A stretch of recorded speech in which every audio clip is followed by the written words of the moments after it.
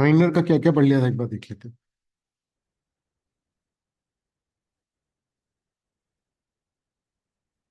हमने स्टार्ट किया था कैपेसिटी टू कॉन्ट्रैक्ट। ठीक है। कैपेसिटी कॉन्ट्रैक्ट में क्या था कि कौन केपेबल है कॉन्ट्रैक्ट करने के लिए, है ना।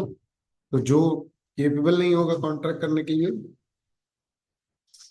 उसको उसके साथ किया गया अग्रीमेंट, उसको बेटा वॉइड एब इनिशियो मानेंगे। वॉइड एब इनिशियो मतलब कि शुरुआत से ही इनवैलिड, है ना। ये क्लियर है। तो फिर हमने देखा कि तीन तरीके की बातें की गई हैं इसमें। ठीक है। कि माइनर नहीं होना चाहिए, साउंड माइंड का होना चाहिए, और लॉ में डिस्क्वालिफाइड नहीं होना चाहिए। अरे हाँ, ये चीजें क्या तय करती हैं? कैपेसिटी। यार 8 बजे मैं चाहता हूँ कि 3 4 लोग आते हैं क्लास में, तो मैं चाहता हूँ कि 8 बजे हम लोग सब लोग आ जाए और क्लास स्टार्ट कर लें। शुरू का, अभी तो खैर आज तो मैं भी 5 मिनट लेट हो गया, पर अगर शुरू का मिस हो जाएगा ना, तो बेटा फिर परफॉर्मेंस बिगड़ने लगेगी, समझ में नहीं आएगा, फिर ऐसा लगेगा समझ में नहीं आ रहा। ठीक है ना। मैंने पहले भी बोला है, मैं चाहता हूँ कि इस चीज को थोड़ा प्रॉपरली निभाया जाए। समझ में रहे? ठीक है। और भले ही किसी किसी दिन मैं लेट हो जाऊं, क्लियर है ये? ठीक है ना।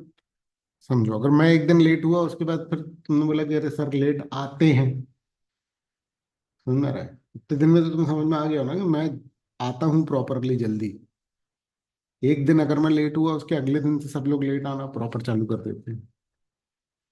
ये फिर गड़बड़ है बेटा, समझ में रहा है? ठीक है। चलो, फिर अपन ने पढ़ा था क्या, है ना, इसका डिटेलिंग की थी। फिर माइनर के साथ अग्रीमेंट अपन ने स्टार्ट किया। तो सबसे पहला प्रोविजन ये था कि भैया माइनर के साथ अगर अग्रीमेंट किया, वो होगा वॉइड। वॉइड का मतलब क्या है बेटा? इनवैलिड। और वो इनवैलिड होगा from the very beginning. From the very beginning मतलब स्टार्टिंग से ही वो इनवैलिड हो जाएगा। है ये क्लियर? है ना। फिर भाई स्टार्टिंग से ही इनवैलिड हो जाएगा, तो उसकी कोई वैलिडिटी ही नहीं है, तो उसकी कोई एनफोर्सेबिलिटी भी नहीं होगी। आ रहा है ये समझ? क्लियर है ना। अब फिर अपन लोगों ने पढ़ा था कि भाई अगर मान लो मेजर हो गया तो वो उसको अप्रूव कर सकता है, तो बात है कि नहीं। ठीक है। मेजर हो गया तो भी वो उसको अप्रूव नहीं कर पाएगा। क्लियर है? No ratification after attaining majority. फिर क्या माइनर बेनिफिशियरी हो सकता है? तो हम लोगों ने पढ़ा था कि हाँ, बेनिफिशियरी हो सकता है। कि अगर मान लो एक कॉन्ट्रैक्ट में उसको कुछ वादा किया गया है तो वो निभवा लेगा, पर उसने अगर कोई वादा किया है तो सामने वाला उससे नहीं निभा सकता, एनफोर्स नहीं कर सकता उसको। फिर माइनर जो है वो कभी भी रो सकता है, किस बात के लिए? तो भैया मैं माइनर, माइनर अपनी माइनॉरिटी प्लीड कर सकता है ना। मतलब माइनर ने एक बार झूठ बोल दिया कि मैं मेजर हूँ, बाद में वापस से बोलने लग जाए कि मैं माइनर हूँ, तो चलेगा क्या? हाँ, चल जाएगा। ठीक है। फिर नेसेसरीज के लिए, तो अगर ये एक्सेप्शन है माइनर की प्रॉपर्टी लायबल होने के पॉइंट ऑफ व्यू से, इसमें ये पढ़ा था अपन ने कि भाई अगर मान लो कि पर्सनली, अगर मान लो माइनर को कुछ नेसेसरी प्रोवाइड करें, नेसेसरी का मतलब ये है कि भाई कोई रोटी कपड़ा मकान बेसिक चीजें जो है अगर अपन ने प्रोवाइड करी है, मेडिसिन एजुकेशन, ये सब चीज में किसी चीज में सपोर्ट किया है अपन ने। क्लियर है? तो जो माइनर है वो क्या हो जाता है?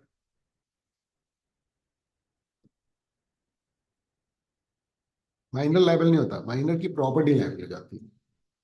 यानी ये वाला कॉन्ट्रैक्ट एनफोर्सेबल होता है थोड़ा सा,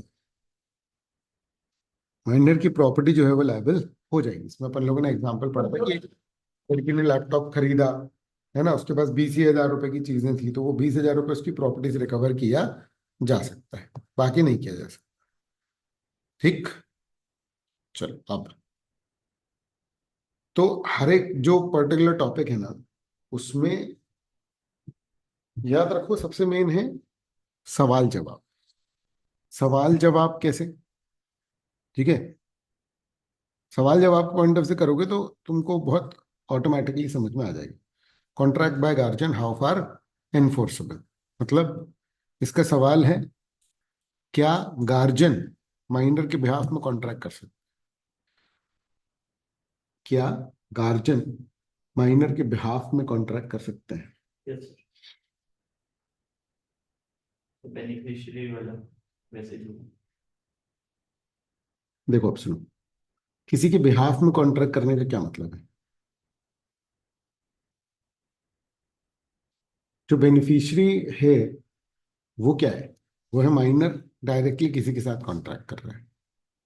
गार्जियन कहाँ है उसमें? और वो बेनिफिशियरी जो था वो ट्रस्ट वाला, वो अपन ने कंसिडरेशन के एक्सेप्शंस में पढ़ा था कि थर्ड पार्टी है माइनर, फिर भी क्या हो सकता है, वो इन्फोर्स कर सकती है। पार्टी टू कॉन्ट्रैक्ट बना रहे हैं अपन। इट्स लाइक कि भाई देखो, मैं कॉन्ट्रैक्ट कर रहा हूँ, लायबल तुम हो रहे हो, मैं बोल रहा हूँ हाँ हाँ ये कर रहा है कॉन्ट्रैक्ट, ऐसा वाला। क्या पेरेंट्स माइनर के बिहाफ में कॉन्ट्रैक्ट कर सकते हैं? माइनर के बिहाफ का मतलब ये है कि माइनर लायबल है, हम एजेंट है बस माइनर के, हाँ हाँ ये कॉन्ट्रैक्ट करेगा ये, ऐसा वाला।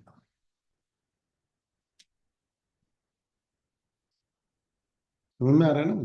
सबसे पहले प्रॉब्लम समझ में आनी चाहिए, उसी का तो सोल्यूशन है। ठीक है, सिचुएशन बहुत इंपॉर्टेंट है। तो अब देखो, माइनर का खुद का अग्रीमेंट ही void हो जाता है, ये वाली बात समझ में आ रही है? ठीक है, लेकिन गार्जियन ने भी जो कॉन्ट्रैक्ट किया माइनर के बिहाफ, वो भी इनवैलिड। ध्यान से सुनो मेरी बात, उसमें जो भी लिखा हो मैंने ही लिखा है। ठीक है, मेरी बात सुनो। ठीक है, कि गार्जियन आमतौर पर माइनर के बिहाफ में कॉन्ट्रैक्ट नहीं कर सकता है, बट देर आर एक्सेप्शंस कि कर सकता है कभी कभी। तो देखो, in certain circumstances guardian can make a valid contract on minor's behalf. On minor's behalf मतलब लाइबिलिटी माइनर की आने वाली। तुम समझ रहे हो उस बात का इम्प्लीकेशन कि लाइबिलिटी किसकी आने वाली है? माइनर की। माइनर के बिहाफ में गार्जियन कॉन्ट्रैक्ट कर रहा है ना? देखो, अगर गार्जियन जो है वो लीगली गार्जियन है, गार्जियन वर्ड यूज किया है, सिर्फ पेरेंट्स नहीं यूज किया है। पेरेंट्स तो नेचुरल गार्जियन होते ही, पेरेंट्स नहीं है तो फिर नेचुरल गार्जियन कोर्ट ने अगर अपॉइंट किया है कोई, तो वो इस हिसाब से देखा जाएगा कि कौन गार्जियन है। समझ में आ रहा है? तो अगर गार्जियन है कॉम्पिटेंट और कॉन्ट्रैक्ट अगर माइनर के बेनिफिट के लिए है, अगर ये दो कंडीशंस हैं, तो गार्जियन माइनर के बिहाफ में कॉन्ट्रैक्ट कर सकता है। सर एबल, कॉम्पिटेंट ना। एबल टू द पेरेंट्स तो कर ही सकते हैं। नहीं मतलब गार्जियन भी माइनर ना हो ना। गार्जियन सिर्फ पेरेंट्स नहीं है ना, गार्जियन में पेरेंट्स के अलावा भी चीजें हैं, लोग आ जाते हैं। अरे समझ में? ऐसा नहीं कि जिसको कोई अथॉरिटी नहीं है वो जबरदस्ती गार्जियन बन करके करे। तो गार्जियन मतलब कोर्ट से अपॉइंटेड गार्जियन या प्रॉपर गार्जियन। नहीं आ रहा समझ में? इसलिए वो बोल रहा है कि कॉम्पिटेंट होना चाहिए। समझ में आ रहा है? ठीक है, पता चला गार्जियन बेहोशी में कॉन्ट्रैक्ट कर दे माइनर के बिहाफ में, तो ये नहीं चलेगा बेटा। क्लियर है? क्लियर है? क्लियर है ना? तो फिर क्या है? Limit of guardians powers. A guardian cannot bind the minor in all contracts, especially regarding purchase of immovable property. इसका क्या मतलब है? हमने अब भी ऊपर क्या पढ़ा? माइनर वाला कॉन्ट्रैक्ट इनवैलिड होता है। गार्जियन जो है वो माइनर के बिहाफ में नहीं कर सकता, ये दो कंडीशंस होंगी तो वो कर पाएगा। पर अगर ये दो कंडीशंस है, फिर भी कुछ कॉन्ट्रैक्ट्स वो नहीं कर पाएगा। जैसे कि परचेज ऑफ इमूवेबल प्रॉपर्टी, मतलब गार्जियन माइनर के बिहाफ में इमूवेबल प्रॉपर्टी ना खरीद सकता है ना बेच सकता है।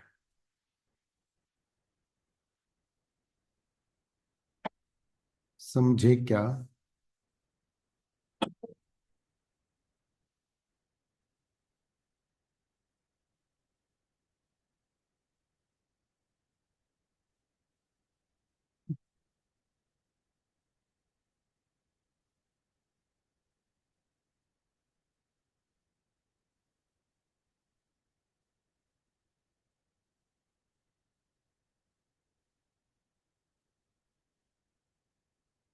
बोलो, क्लियर है यहां तक तो? अब देखो, पर अगर कोर्ट अपॉइंटेड है गार्जियन, तो वो सेल कर सकता है माइनर की प्रॉपर्टी को with the court's sanction. Such a contract may be enforced by either party.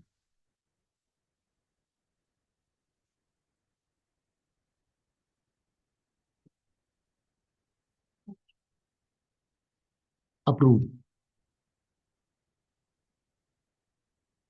Sir certified guardian है लेकिन कोर्ट अपॉइंटेड नहीं है, तो कर सकते हैं सर्टिफाइड कैसे हुआ फिर? हम पेरेंट्स। तो सर्टिफाइड का, सर्टिफाइड मतलब सर्टिफिकेट इशू हुआ है, किसने किया है?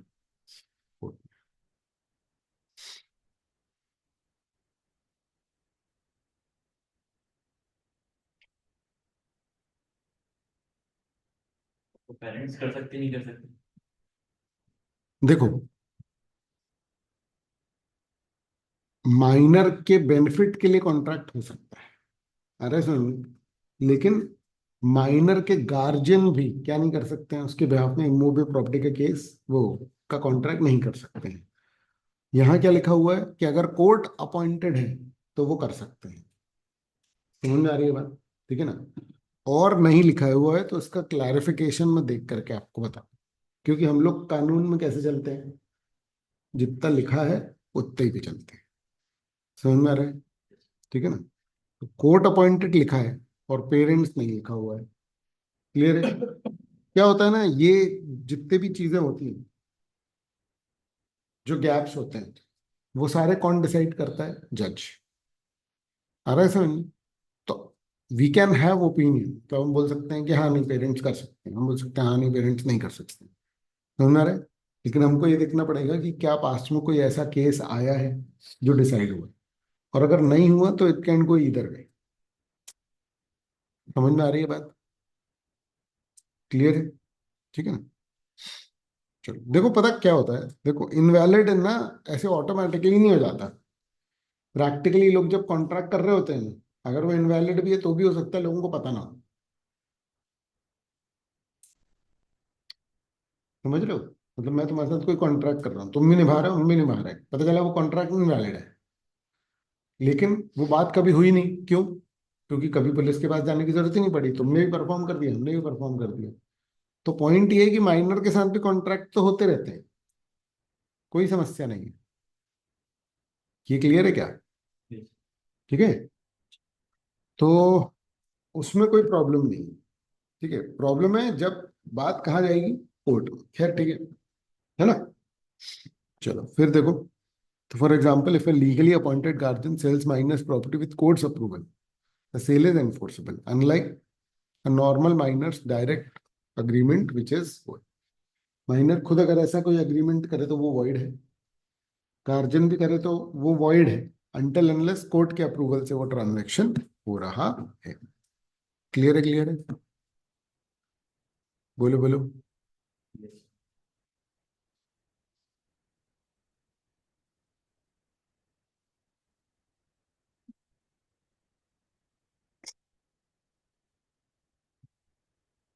ठीक है ना?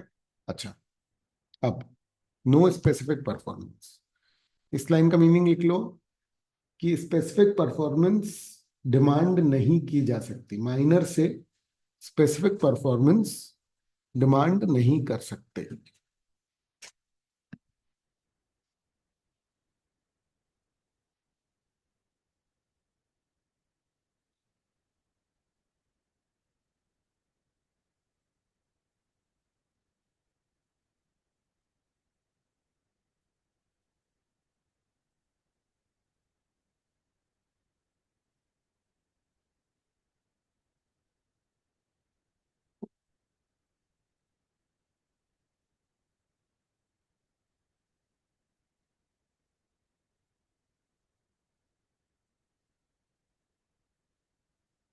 ठीक है।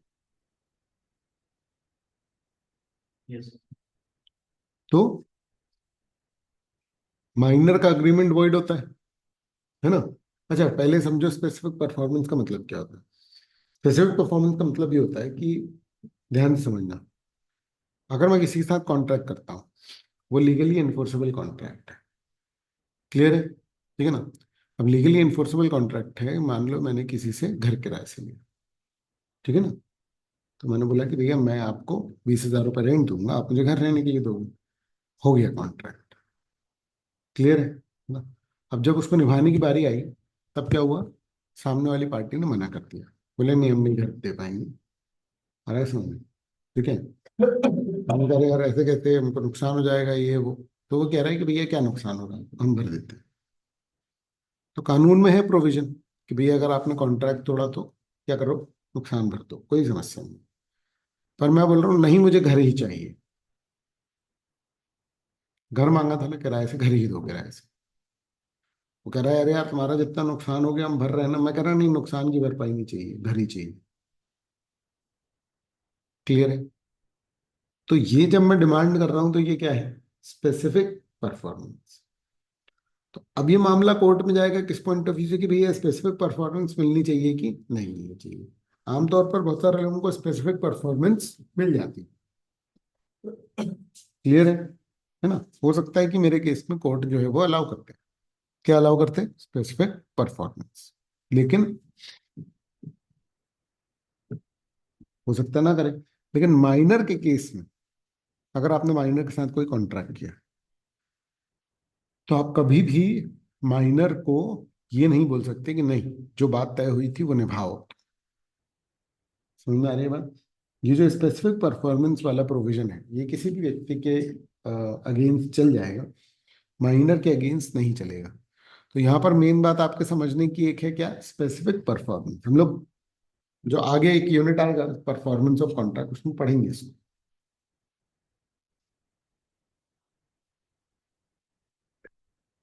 रीड कर लो।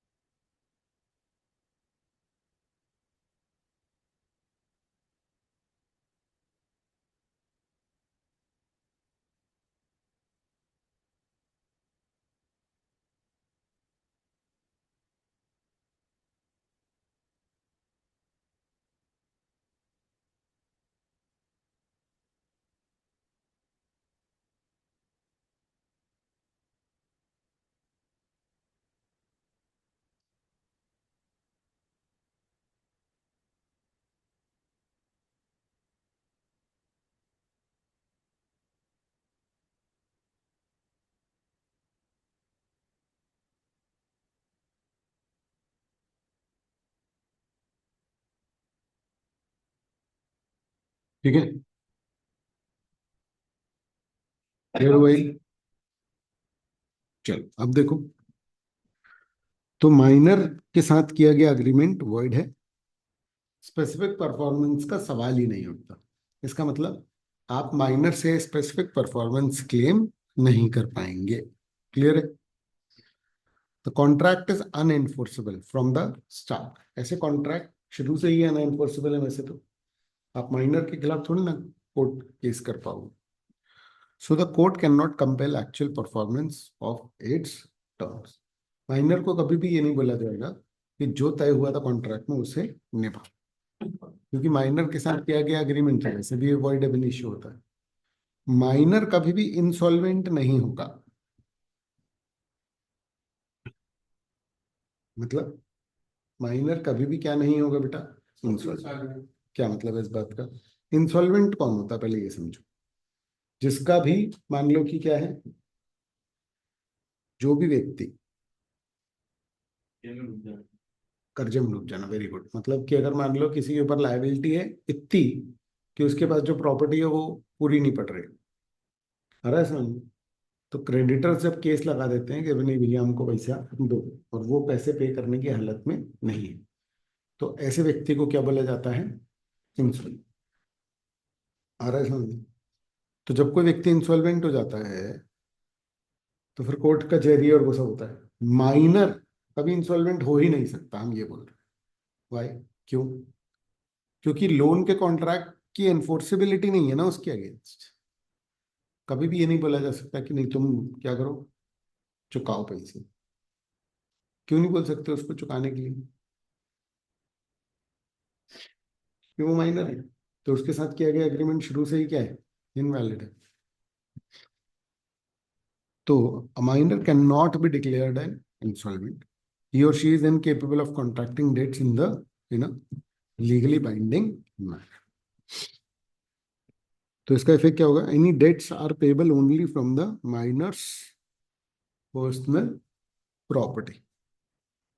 क्लियर है? कोई भी डेट्स है तो उसकी प्रॉपर्टी से अपन वो करेंगे। माइनर की बिल्कुल भी पर्सनल लाइबिलिटी उसकी बिल्कुल भी नहीं आने वाली। मतलब जैसे उसके 20,000 का लोन है और 5,000 के एसेट है, 5,000 के एसेट ले जाओ और 15,000 भूल जाओ, माइनर से नहीं वसूल पाओगे आप। बोलो, है क्लियर है? Hello hello. There is पा- similarity comes to means of minor has no personal liability that can lead to the insolvency. मतलब माइनर की पर्सनल लाइबिलिटी है ही नहीं ना, कि जो आप बोलो कि नहीं हमको लोन चुकाओ। पर्सनल लाइबिलिटी किसी की होगी तो आप कोर्ट में केस करोगे ना, किससे हमको पैसे लेने थे। आप माइनर के पॉइंट ऑफ व्यू से यही नहीं बोल सकते।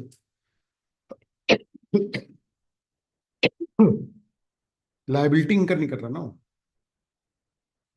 नहीं समझे? सर ऊपर वाली लाइन में मतलब माइनर की प्रॉपर्टी से पैसे दे रहे हैं। माइनर की प्रॉपर्टी लायबल होना और माइनर का पर्सनल लायबल होना क्या है? अलग अलग। तो प्रॉपर्टी से आप वसूल सकते हो ना लोन अगर है तो, पर माइनर को पर्सनली आप नहीं बोल सकते कि नहीं अब तुम 1 महीना हमारे यहाँ काम करो। ये नहीं बोल सकते आप। नहीं ऐसा नहीं। सर लेकिन माइनर के पास जैसे कोई प्रॉपर्टी नाम पे है तो उससे लाइबिलिटी चुका सकता है। हाँ, डिपेंड करता है, बहुत सारी चीजें हैं। देखो समझो, जैसे मान लो उसने कोई लोन लिया, वो अलग से उसने पैसे वैसे खर्च कर दिए, तो उसकी प्रॉपर्टी से रिकवर नहीं हो पाएगा, क्योंकि वो अग्रीमेंट ही क्या था, वर्ड एब इनिशियो, और वो पैसे कहीं और खर्च हो गए। उसी पैसे की प्रॉपर्टी है तो वो प्रॉपर्टी से रिकवर हो जाता है।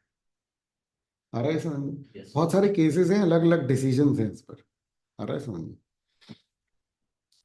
चलो, फिर क्या है? पार्टनर क्या है? सॉरी, माइनर क्या है? पार्टनरशिप में एंटर नहीं हो सकता। याद रखना, जनरल जवाब क्या है? Minor can not be a partner. Minor can not be a partner. ये क्लियर है? ठीक है। फिर सिर्फ बेनिफिट्स के लिए सारे मेंबर्स की सहमति से एडमिट हो सकता, बना तो नहीं सकता, एडमिट हो सकता है। ये 3 बातें याद रखना, अपन पार्टनरशिप एक्ट में भी पढ़ेंगे। ठीक है? तो क्या बात चल रही है?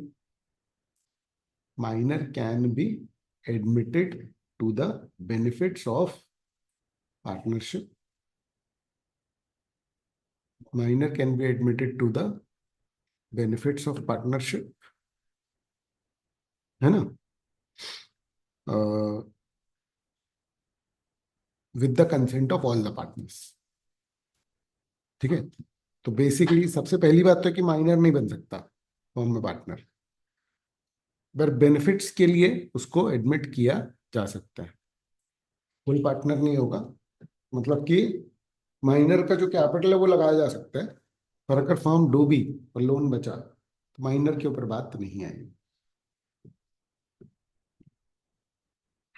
फर्म में जितना हिस्सा है मैक्सिमम उतना ही जाएगा माइनर पार्टनर का।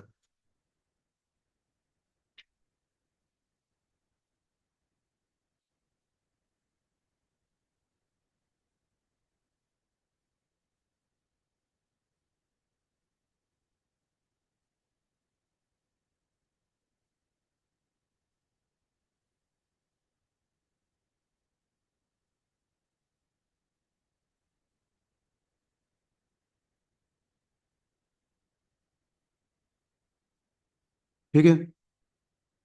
अब क्या माइनर एजेंट हो सकता है?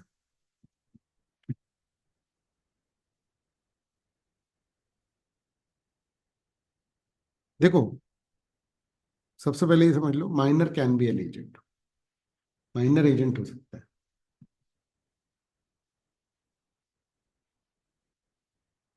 देखो, ए और बी को अगर कॉन्ट्रैक्ट करना है तो ए माइनर नहीं हो सकता,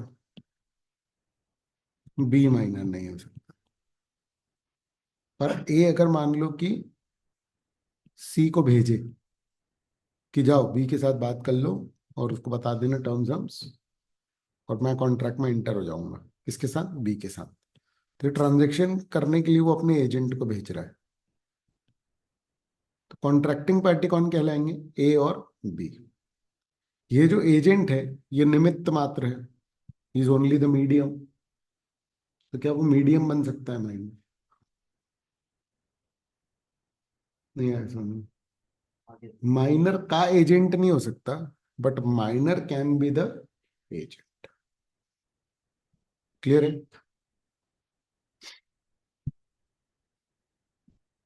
तो possible for minor to act as an agent, no personal life.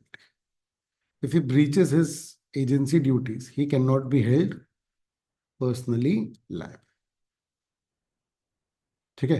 Minor जो है वो, जैसे नेगोशिएबल इंस्ट्रूमेंट होते हैं ना, चेक, बिल ऑफ एक्सचेंज, ये सब साइन कर सकता है, बट वो लायबल नहीं होगा अगर वो बाउंस हो गए तो। समझ में आ रहा है? तुम समझ रहे हो क्या बोल रहे हो? चेक साइन कर सकता है वो, पैसे हुए तो मिल जाएंगे, नहीं होंगे तो उस पर केस नहीं होगा। सेक्शन 138 है नेगोशिएबल इंस्ट्रूमेंट एक्ट का, जो बाउंसिंग पे लगता है, लेकिन वो नहीं लगेगा उस पर। क्लियर है?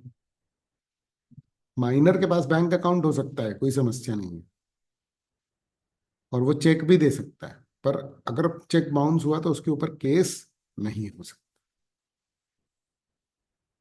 क्लियर है? ये सब अलग अलग बातें। आ रहा है ये समझ?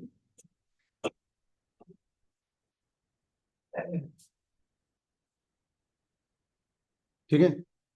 फिर क्या है? क्या माइनर, माइनर जो है वो गार्जियन के बिहाफ में कॉन्ट्रैक्ट कर सकता है क्या? बताओ। कि बच्चा जो है घर के पास वाली दुकान में पापा के नाम से सामान लेके आ गया, बताओ। देखो, जो हाँ। चीजें आम तौर पर चलती हैं और जो चीज लीगली एनफोर्सेबल है, वैलिड है, इस बात को सोच करके आपको जवाब देना है।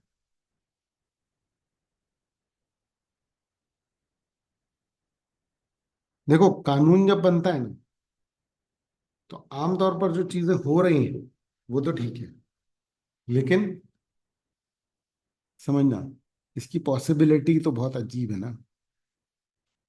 समझे कि नहीं? देखो, मान लो बच्चा जाकर के, अपन बोल रहे हैं कि हाँ बच्चा जाकर के समझ लिया, तो अपने को लगेगा हाँ यार करता तो है यार माइनर ऐसा, तो ये तो वैलिड होना चाहिए।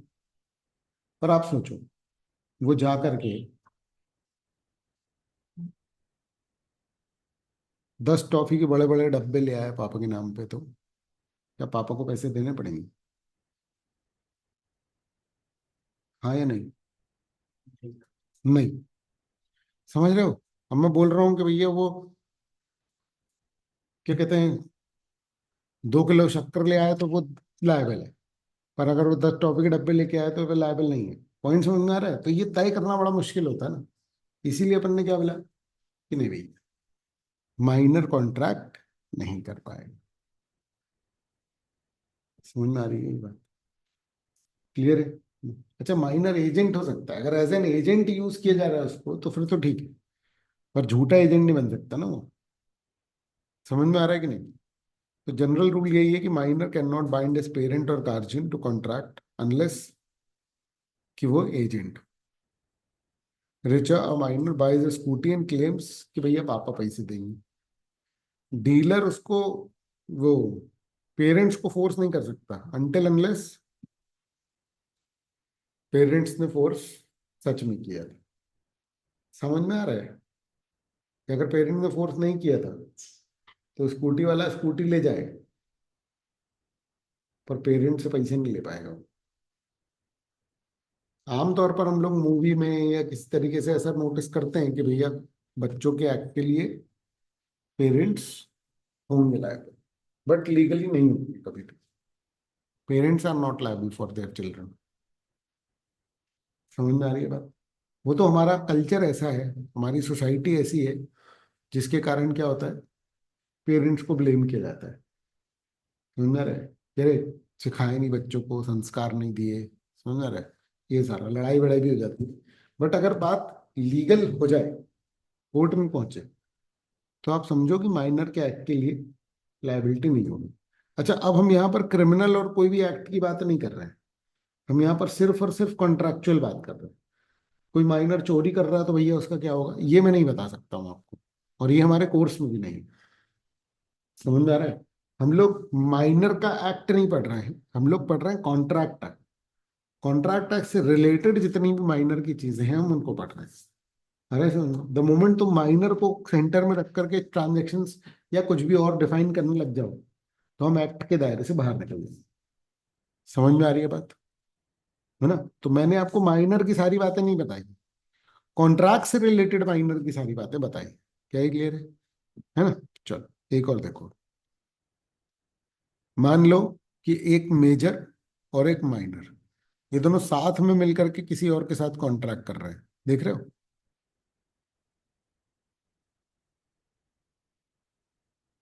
हैं? क्लियर है? तो अब क्या स्थिति होगी?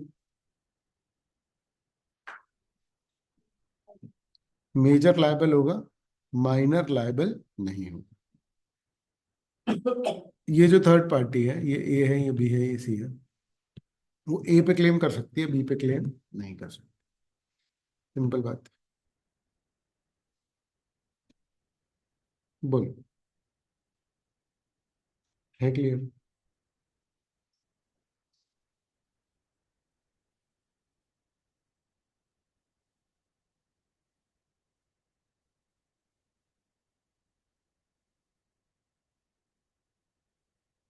तो अगर मेजर और माइनर मिल करके किसी थर्ड पार्टी के साथ कोई भी कॉन्ट्रैक्ट कर रहे हैं, तो major will be liable, minor will not be liable.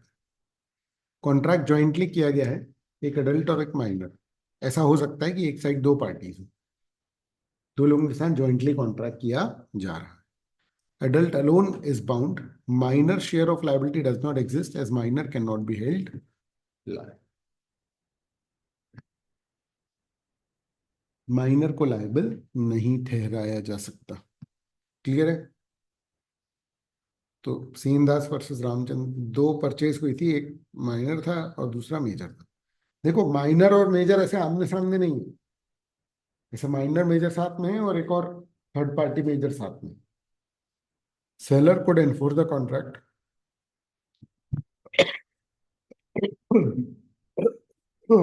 only against the major purchase. Sir जैसे इसमें दो लोग थे, माइनर और मेजर, तो ये पे जो लायबिलिटी जाएगी वो 100% जाएगी कि 50% जाएगी? 100%, 100% लायबिलिटी जाएगी। Very good question.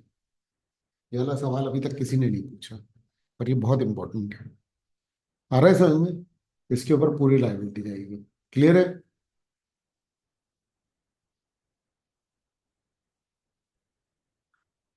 ठीक है, बाकी अपन लोग आगे पढ़ेंगे, ये कंटेंट में है। ज्वाइंट लायबिलिटी में नॉर्मल लोग भी होते हैं ना, तो किसी एक पे पूरी लायबिलिटी आ सकती है और फिर वो दूसरों से अपना शेयर क्लेम करते हैं। यहाँ समझ लो कि वो मेजर माइनर से अपना शेयर भी क्लेम नहीं कर पाएगा, बस ये वाली बात। तो एक अकेले पे पूरी लायबिलिटी तो आएगी। समझ में आ रहा है? क्लियर है? ये आगे के प्रोविजन से डिस्कवर होगा। चलो, फिर क्या बेटा? Surety, guarantee.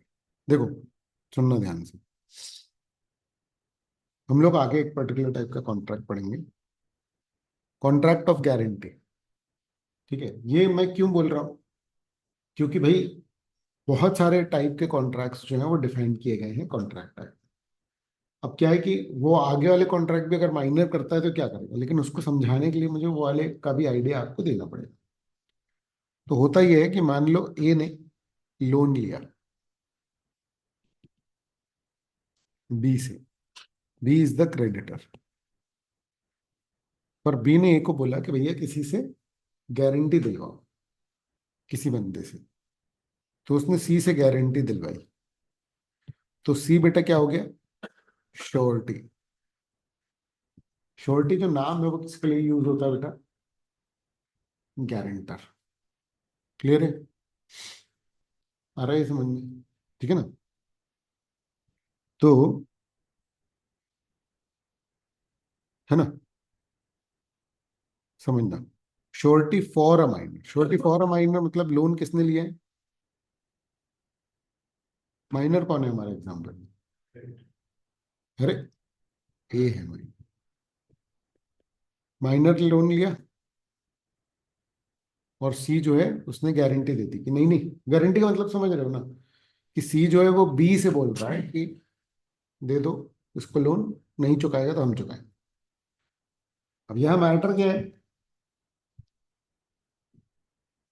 कि अगर सी ने ए ने पैसे नहीं चुकाए तो सी को चुकाने पड़ेंगे। अब प्राइमरी लायबिलिटी मतलब मेन लायबिलिटी तो एक ही है ना, लेकिन ये तो है ही माइनर,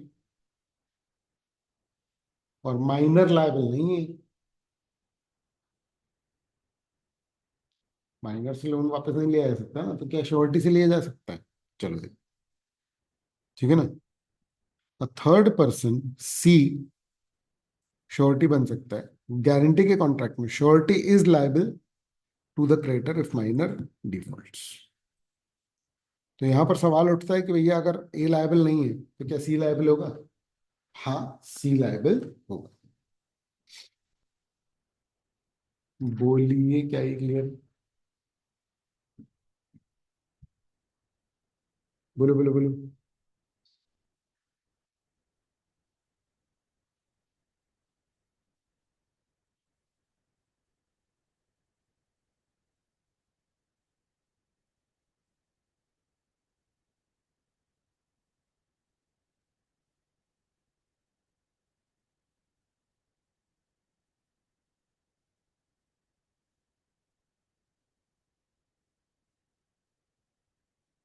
ठीक है, समझ गया बेटा। तो एग्जाम्पल देखते हैं। मिस्टर एक्स, उन्होंने कृष ने मतलब मोबाइल खरीदा, मिस्टर एक्स ने गारंटी दी, कृष अगर पैसे नहीं दे पाए तो mister x is liable. Clear है, पढ़ो यहाँ तक का एक बार फटाफट से, फिर मैं आगे का बताऊंगा।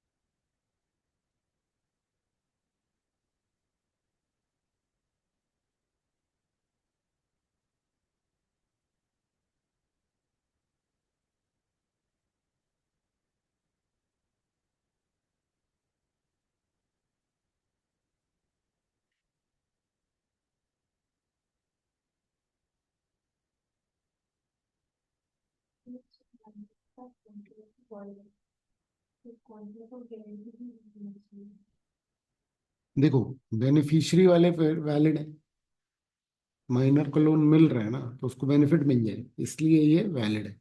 माइनर एनफोर्स कर सकता है, सामने वाला नहीं कर सकता।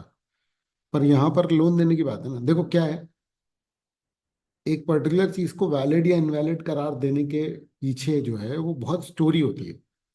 सुनना रहे, जो भी प्रोविजंस बनाए गए हैं ना, हम लोग पढ़ने के समय में हमने अभी बैठ करके 6 प्रोविजन डिस्कस कर ली, 7 प्रोविजन डिस्कस कर ली, सुनना रहे।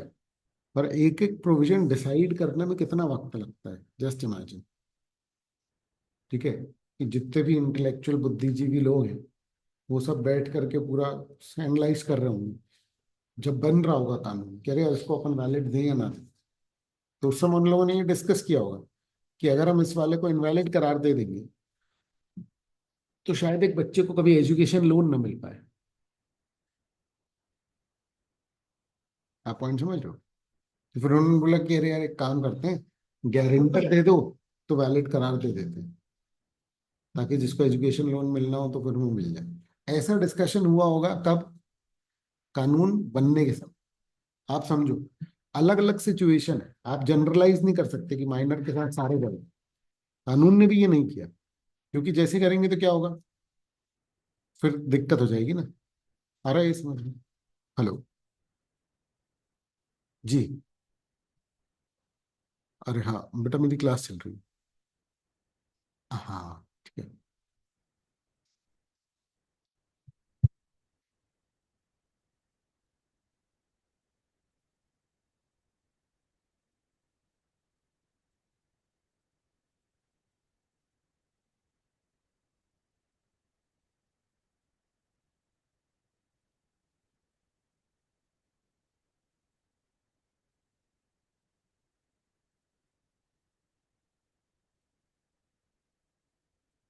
बोलो, पूरे रीड करो प्रॉपर बेटा। ठीक है, ये हर एक बात इंडिविजुअली एक अलग केस लॉ का वो है, मतलब चांस।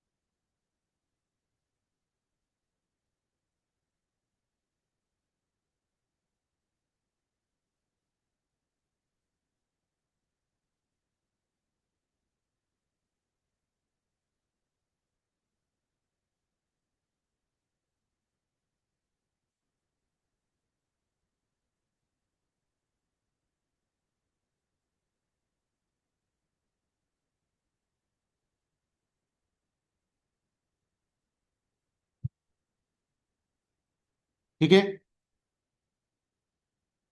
कर लिया यहाँ तक का? कोई डाउट है, कोई सवाल है? चलो, अब क्या माइनर शेयर होल्डर बन सकता है?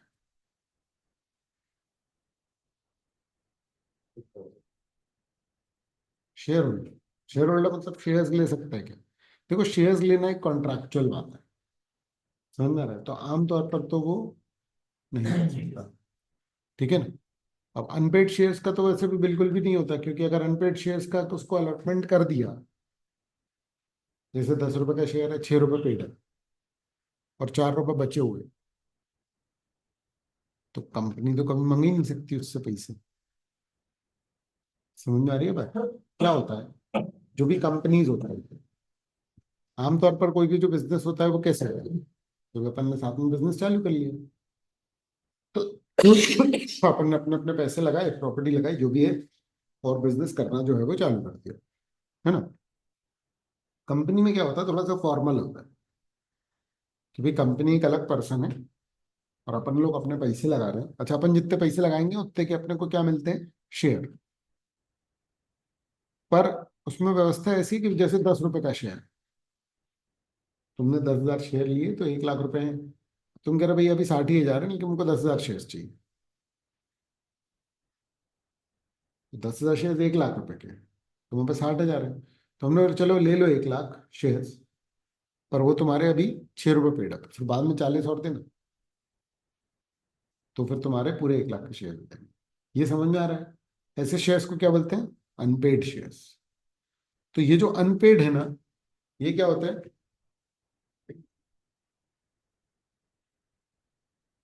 ये जो अनपेड है, ठीक है ना, इसकी लाइबिलिटी मंगाती है कंपनी फिर बाकी, जिसने पैसे दिए हैं उस, तो 6 रुपए पेड अप दिए ना, 4 रुपए और मंगाएगी।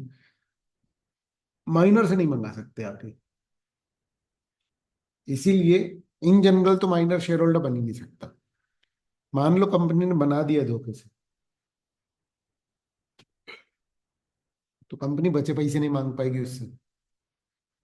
सर बचे पैसे कैसे?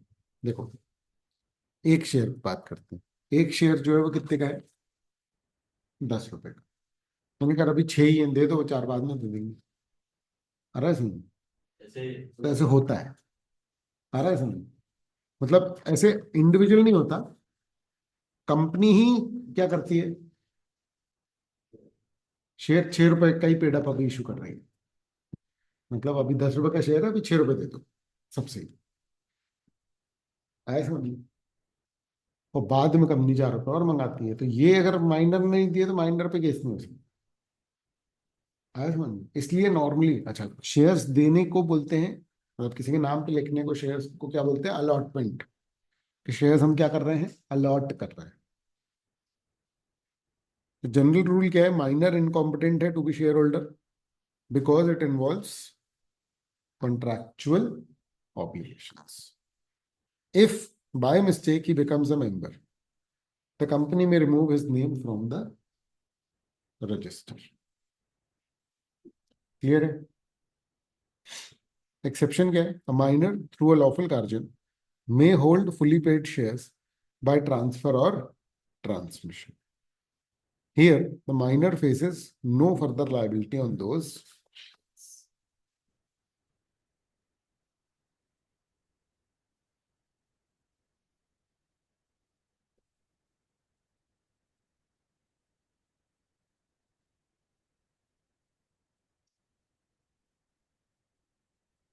बात रिन्यू कर दिया उसको फाइनल में, हाँ, तो जो शेयर वो दे चुका है, मतलब जितना पेड कर चुका है उसका क्या वापस करना पड़ेगा।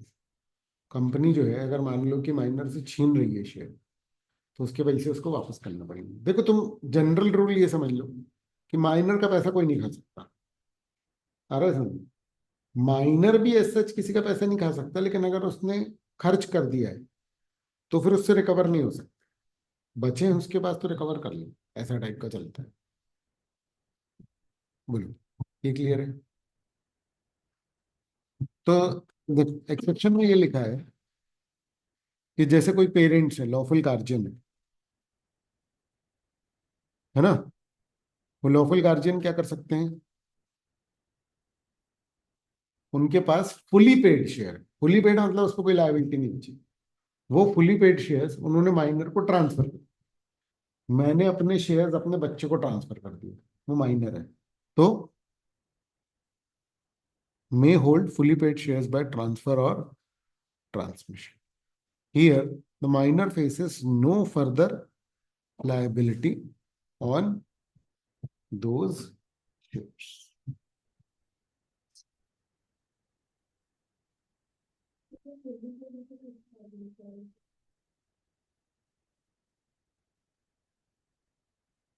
हाँ मतलब ऐसे भी नहीं आएगी। पॉइंट ये है कि फुली पेड शेयर्स उसको ट्रांसफर से मिल सकता है। ये लाइबिलिटी एक्चुअली में, हाँ नहीं आएगी लाइबिलिटी उसकी। ठीक है ना, ठीक है। मतलब ये लिखा होना भी कोई मतलब का नहीं है, वैसे भी नहीं आएगी लाइबिलिटी, ठीक है। और अगर पार्टली पेड है तो भी उसके ऊपर कोई लाइबिलिटी नहीं है। क्लियर।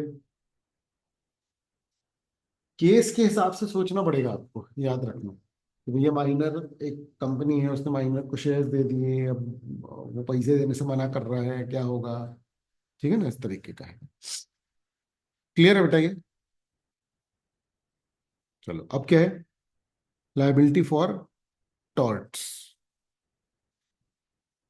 लाइबिलिटी फॉर टॉर्ट्स, तो टॉर्ट्स का मतलब क्या होता है ना। टॉर्ट्स होते हैं सिविल रॉन्ग। सिविल रॉन्ग का मतलब क्या होता है, देखो दो तरीके के रॉन्ग होते हैं सोसाइटी में, एक क्रिमिनल रॉन्ग, एक सिविल रॉन्ग। समझ में आ रहा है, चोरी डकैती, किसी को मार पीट दिया, समझ में आ रहा है, 420 कर दी, ये क्या है, ये क्रिमिनल रॉन्ग। समझ में आ रहा है, तुमने घर खरीदा, कहीं पर रजिस्ट्रेशन करना था, कोई पेनल्टी चुकानी थी, कोई अमाउंट देना था, वो नहीं दिया, ये क्या है, ये सिविल रॉन्ग। समझ में आ रहा है, तुमने कोई प्रोसीजरली कोई प्रॉब्लम कर दी है। समझ में आ रहा है कि भाई 4 फॉर्म भरने थे, तुमने तीन ही भरे, एक फॉर्म तुम्हारा रह गया था, तो लीगली गलत हो गया। लीगली गलत हो गया, लेकिन एकदम वैसा नहीं है ना ये कि कुछ क्रिमिनल कर दिया तुमने। ये कैसी वाली प्रॉब्लम क्रिएट हो गई, सिविल रॉ।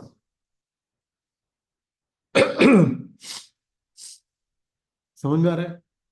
तो अब देखो क्या होता है, कॉन्ट्रैक्ट तोड़ना भी एक बात है, और सिविल रॉन्ग एक बात है। आ रहा है समझ में। ठीक है, तो कॉन्ट्रैक्ट तोड़ना सिविल रॉन्ग जैसा, यानी टॉर्ट, अलग से एक्ट है टॉर्ट्स का।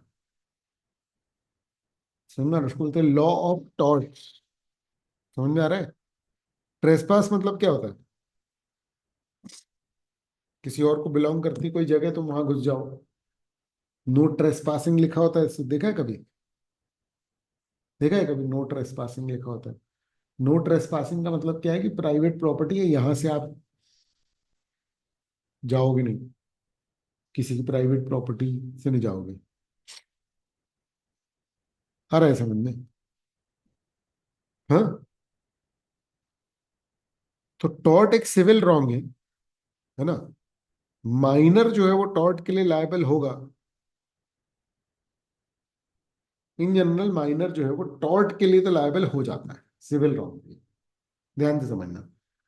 पर अगर मान लो कि उसने कोई कॉन्ट्रैक्ट तोड़ा है, और उस कॉन्ट्रैक्ट के टूटने में सिविल रॉन्ग हुआ है, तो फिर वो लायबल नहीं है। मतलब वो कोई कॉन्ट्रैक्ट निभा रहा था या नहीं निभाया उसने, उसके चक्कर में उससे कोई सिविल रॉन्ग हुआ है, तो वो लायबल नहीं होगा। नहीं आया समझ। हेलो। ठीक है, तो माइनर टॉर्ट के लिए लायबल होगा, अगर ब्रीच ऑफ कॉन्ट्रैक्ट वाला है तो वो लायबल नहीं होगा।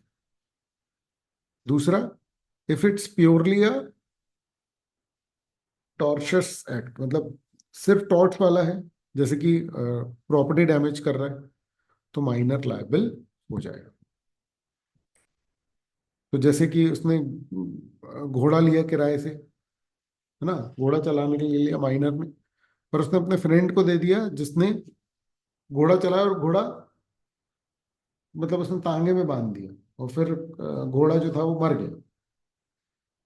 क्लियर है ये? तो यहां माइनर लायबल होगा, क्योंकि ये प्योरली किसका आ गया बेटा, टॉर्ट वाली लायबिलिटी आ गई, है ना। Hiring instruments and not returning them leading to damage, minor tort में लायबल हो जाएगा, बट कॉन्ट्रैक्ट में लायबल नहीं।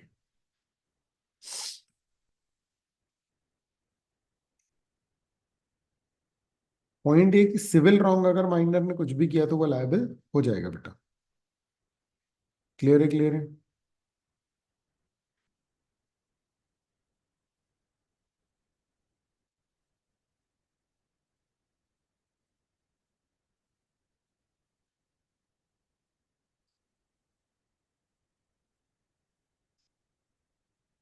देखो, टॉर्ट के लिए माइनिंग लायबल होगा, प्योरली टॉर्ट है तो लायबल होगा। बट अगर वो कॉन्ट्रैक्ट कर रहा है, कॉन्ट्रैक्ट नहीं निभा रहा, तो वो लायबल नहीं होगा, भले ही ये कॉन्ट्रैक्ट नहीं निभाना टॉर्ट के जैसा हो। यहाँ ये प्योरली टॉर्ट है जिसके लिए वो लायबल है। नहीं आया समझ में?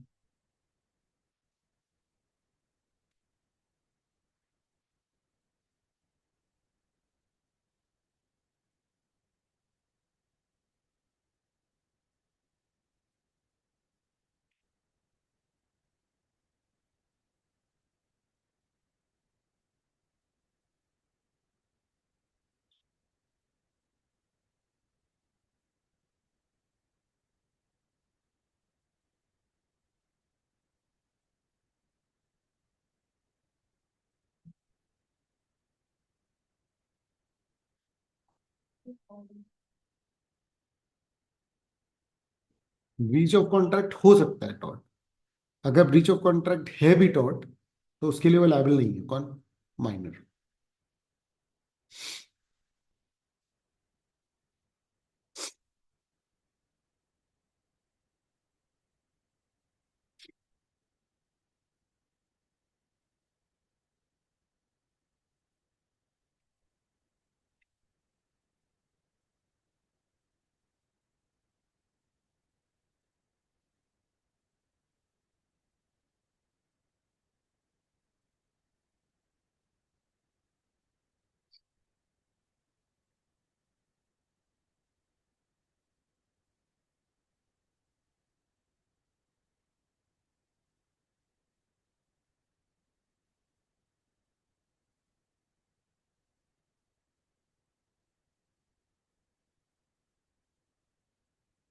बोलो।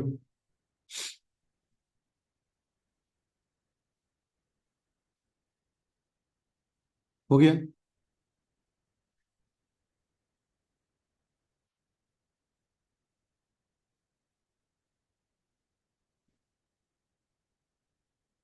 ठीक है, ये माइनर का आपका डिस्कशन हमारा पूरा हुआ।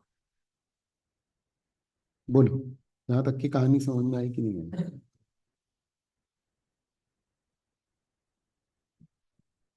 ठीक है, चलो अब दूसरा चालू करते हैं। दूसरा क्या है? Person of sound mind. क्या है पर्सन ऑफ साउंड माइंड का मतलब?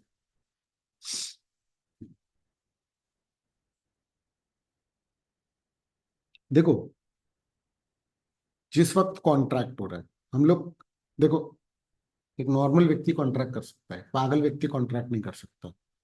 समझ में आ रहा है? ठीक है, अगर कोई मान लो एकदम दारू वारू पी के आए, एकदम नशे में है, तो वो कॉन्ट्रैक्ट नहीं कर सकता। क्यों? क्यों नहीं कर सकता? उसको नहीं मिलेगा फायदा कंप्लीट कर। उसको समझ ही नहीं आएगा ना। भाई कॉन्ट्रैक्ट की टर्म्स होती हैं। उससे गाड़ी खरीद ले, उसकी बोले कि भैया 10 रुपए में दे देगा, अरे ले जाओ। समझ में आ रहा है? होशी में नहीं है वो, तो वो कुछ भी कॉन्ट्रैक्ट कर सकता है। इसलिए कानून ने बोला कि नहीं, देखो, बेहोशी में, इंटॉक्सिकेशन में अगर कोई कॉन्ट्रैक्ट किए गए हैं तो वो वैलिड नहीं। ये क्लियर है? ठीक है।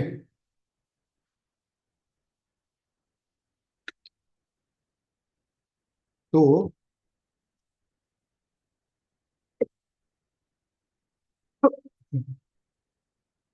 ठीक है, अब हम ये नहीं कर रहे कि कोई अनसाउंड माइंड वाला व्यक्ति, जैसे मान लो कोई बहुत ज्यादा मेंटली इल है, आ रहा है समझ? क्लियर है? तो क्या होगा?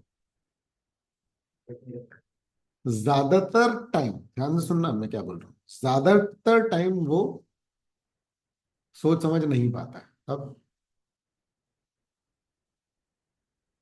इसका मतलब क्या है? कि कुछ समय सोच पाता है ना। अच्छा, जिस समय सोच समझ पाता है उस समय कर सकता है वो कॉन्ट्रैक्ट, है ना?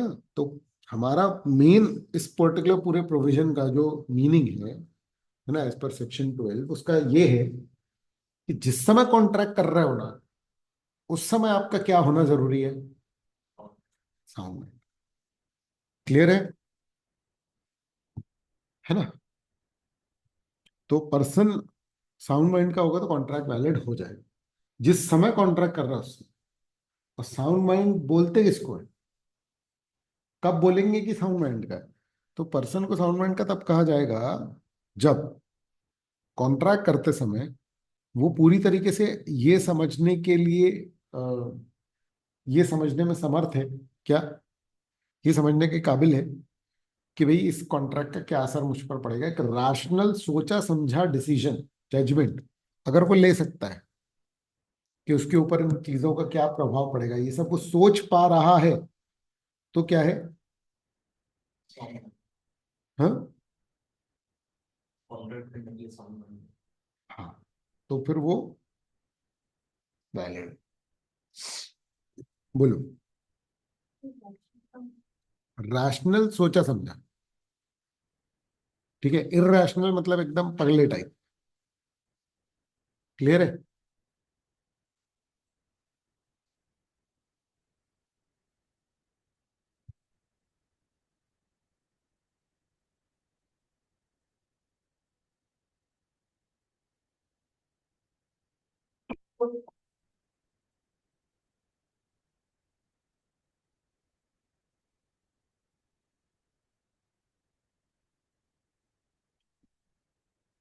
A person must be mentally capable of understanding the nature and consequences of the contract। भाई कॉन्ट्रैक्ट का नेचर कॉन्सिक्वेंसेस वो समझ पाए। अगर वो समझ पा रहा है तो हम उसको क्या बोलेंगे कि भैया वो तो साउंड माइंड का है। Making a rational decision about how it affects their interest, तो हम क्या बोलेंगे कि वो साउंड माइंड का है। क्लियर है? ठीक है। अच्छा, unusual sorry usual unsoundness with occasional soundness, मतलब पॉइंट क्या है कि कभी कभी अनसाउंड माइंड का रहता है, कभी कभी साउंड माइंड का रहता है ना? और दूसरा है कि ज्यादातर साउंड माइंड का रहता है, कभी कभी अनसाउंड माइंड का रहता है। दोनों में ही मेन थीम क्या है? जिस वक्त वो साउंड माइंड का है उस समय अगर कॉन्ट्रैक्ट किया गया तो क्या होगा बेटा? Valid.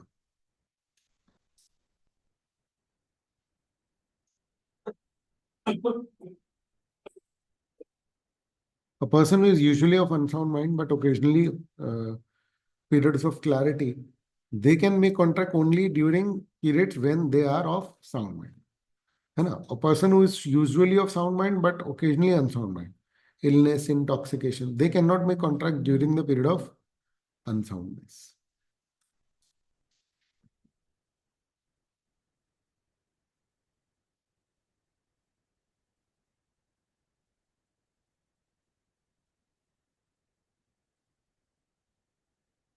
A patient in a lunatic asylum who is of occasionally ठीक हो जाता है वो, तो वो जब ठीक हो जाता है तो कर सकता है।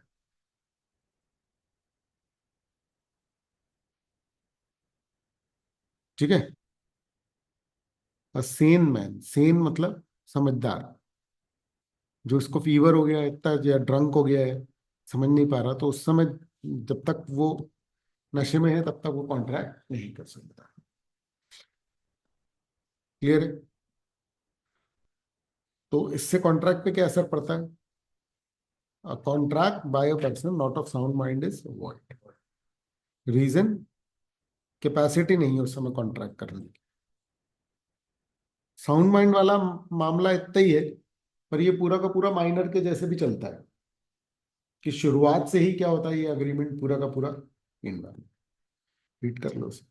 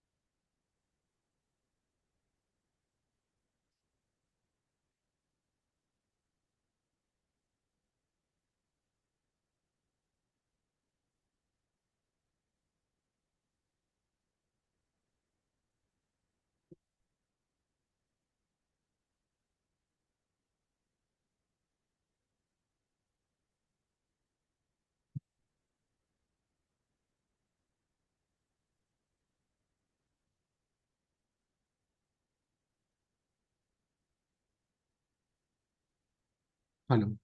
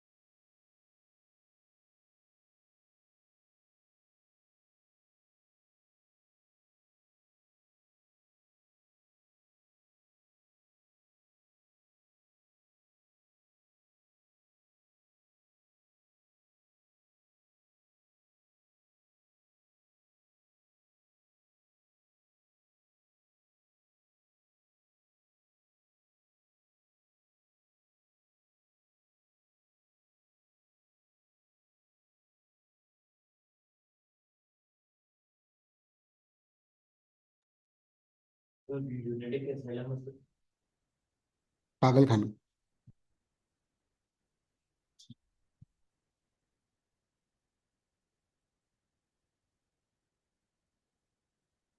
ठीक है। अब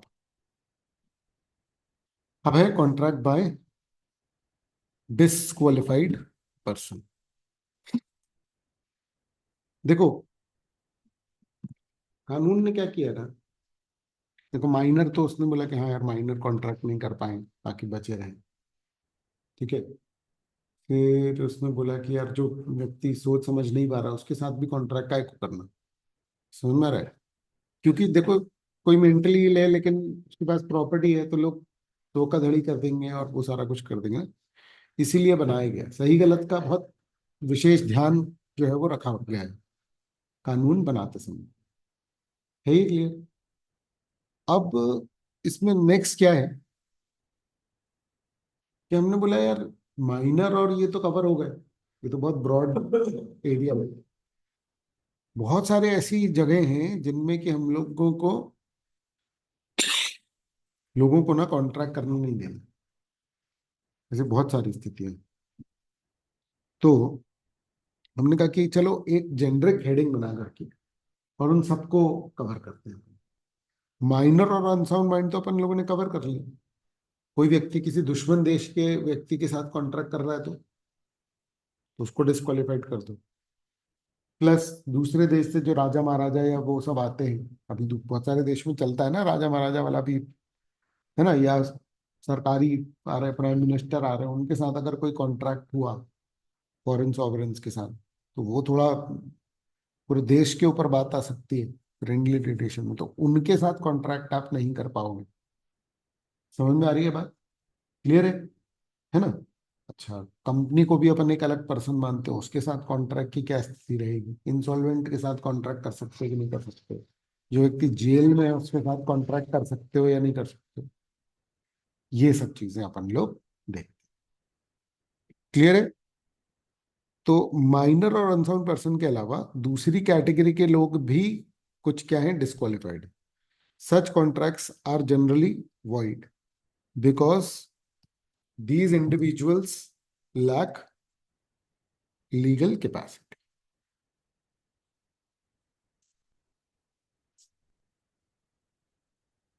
ठीक है। अच्छा इनके डिस्क्वालिफिकेशन के रीजन पॉलिटिकल हो सकते हैं, कॉर्पोरेट स्टेटस, लीगल स्टेटस, है ना। तो चलो देखते हैं एग्जांपल्स इसके। देखो फॉरेन सॉवरेन्स एंड एम्बेसडर। तो फॉरेन सॉवरेन्स या एम्बेसडर वगैरह हैं, इनको हमने क्या बोला कि नहीं भैया आप क्या नहीं कर पाओगे, कॉन्ट्रैक्ट नहीं कर पाओगे। समझ में आ रहा है। इनको एग्जेम कर दिया नॉर्मल लीगल प्रोसेस से। क्योंकि क्या होता है ना कि इनके ऊपर केस वेस नहीं कर सकते अपन, इनके ऊपर केस करना है तो सेंट्रल गवर्नमेंट की परमिशन लगती है, तो इनको प्रोटेक्ट कर दिया। देखो जिसको कॉन्ट्रैक्ट करने की कैपेसिटी से हटा रहे हैं ना उसका बुरा नहीं कर रहे, उसका अच्छा ही हो रहा है, क्योंकि वो ऑब्लिगेशन में नहीं बंध पाएगा। आप पॉइंट समझ रहे हो ना। हम बोल रहे हैं माइनर कॉन्ट्रैक्ट नहीं कर सकता, ये माइनर के लिए अच्छा है। अनसाउंड माइंड वाला व्यक्ति कॉन्ट्रैक्ट नहीं कर सकता, ये उसके लिए अच्छा है। तो फॉरेन सॉवरन नहीं कर सकता, ये उसके लिए अच्छा है। ये sir clear? Foreign sovereign sovereign मतलब राजकीय व्यक्ति जो है ना, सरकारी व्यक्ति है क्या। जैसे अलग अलग देशों के लोग मिलते हैं ना, विदेश मंत्री है, प्रधानमंत्री है, सब आ रहा है समझ में? ये सब क्या कहलाएंगे? सॉवरन। और एम्बेसडर तो कोई पर्टिकुलर कंपनी का रहता राजदूत, राजदूत बोलते हैं इसको। एम्बेसडर पता है ना आपको? एक देश का नुमाइंदा। पुराने जमाने में कैसा होता था आपको पता है? कि जैसे दो लोग लड़ भी रहे हैं ना, तो दुश्मन के में से एक व्यक्ति आता था संदेशा लेकर के, एम्बेसडर होता था। आ रहा है समझ में? दूसरे देश का एक व्यक्ति जो रिप्रेजेंट कर रहा है अपने देश को, राजदूत बोलते हैं। क्लियर है? Alien enemy. एलियन एनिमी मतलब दुश्मन देश का जो है उसके साथ आप कॉन्ट्रैक्ट नहीं करोगे जब कंट्री वॉर में है। हमने ऐसा इसलिए बोला ताकि हमारे देश के लोग डरे, किसी दुश्मन के साथ कॉन्ट्रैक्ट करने से डरे। आ रहा है ये समझ में? ठीक है ना? अच्छा, कॉरपोरेशन, कॉरपोरेशन वगैरह जो कंपनीज वगैरह होती है, ध्यान से सुनना बेटा। कंपनी अपने नाम से कॉन्ट्रैक्ट कर सकती है, पर सिर्फ वही कॉन्ट्रैक्ट कर सकती है जो उसके मेमोरेंडम आर्टिकल्स वगैरह में लिखे हो। उसको सिंपल भाषा में लिख लो बेटा ये वाली।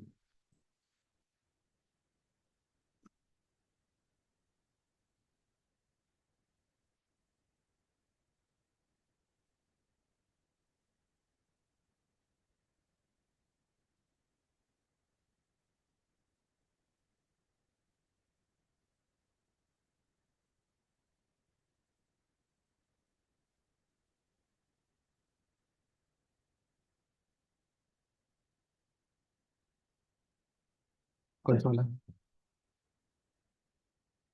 देखो, जो भी कंपनीज है, जो भी कंपनी है वो क्या कर सकती है? क्या वो कॉन्ट्रैक्ट कर सकती है? क्या वो अपने नाम से कॉन्ट्रैक्ट कर सकती है? हाँ। पर वो कौन से कॉन्ट्रैक्ट कर सकती है? तो जब भी कंपनी बनती है तो साथ में उसका एक मेमोरेंडम और आर्टिकल्स वगैरह बनते हैं जिसमें लिखा होता है कि कौन कौन से बिजनेस वो कर सकती है। तो अगर बात उसके बाहर गई तो कंपनी वाले कॉन्ट्रैक्ट नहीं कर सकती, उसके अंदर है तो कंपनी वाले कॉन्ट्रैक्ट्स कर सकती है। सर मेमोरेंडम अपन पढ़ेंगे, कंपनीज एक्ट पढ़ेंगे। मतलब तुम समझो कि अगर मान लो कि मैं क्लासेस चला रहा हूँ और मैं आईटेक्स को कंपनी बना दूँ, तो मैं मेमोरेंडम बनाऊंगा जिसमें कि ब्रॉडली लिखा जाएगा इसका नाम क्या है, कितना कैपिटल लगा रहे हैं, और कौन से हमारे ऑब्जेक्ट्स हैं जिसको कि हम कर सकते हैं। सुन रहे? कंपनी बनाने के बाद मैं लोगों से फंडिंग ले सकता हूँ। लोगों से फंडिंग लूंगा तो लोगों को ये देखना है कि भाई मेमोरेंडम में क्या लिखा हुआ है, उसमें जो एक्टिविटीज लिखी हुई है मैं वही कर सकता हूँ, उसके बाद नहीं कर सकता। वो होता है मेमोरेंडम। कन्विक्ट मतलब जो जेल में है, जो जेल में उसके साथ कॉन्ट्रैक्ट नहीं कर सकते।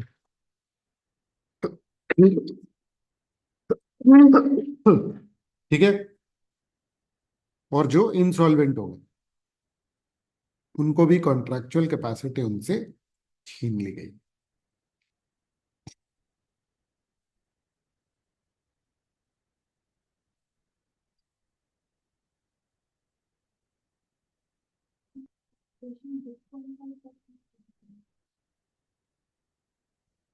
अपने मेमोरेंडम के बाहर अगर कुछ भी कॉन्ट्रैक्ट किया तो डिस्क्वालिफाइड, मतलब लिमिटेड डिस्क्वालिफिकेशन।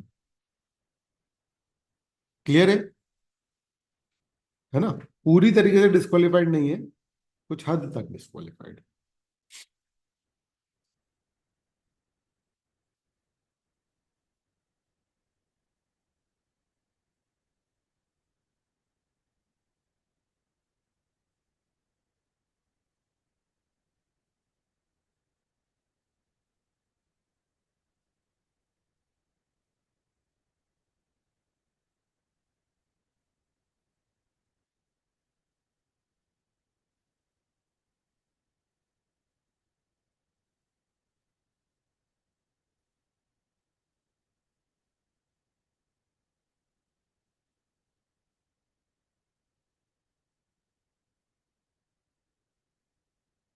ठीक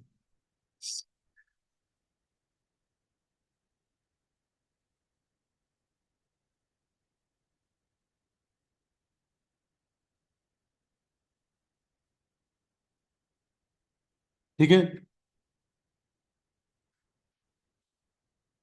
कर लो प्रॉपरली।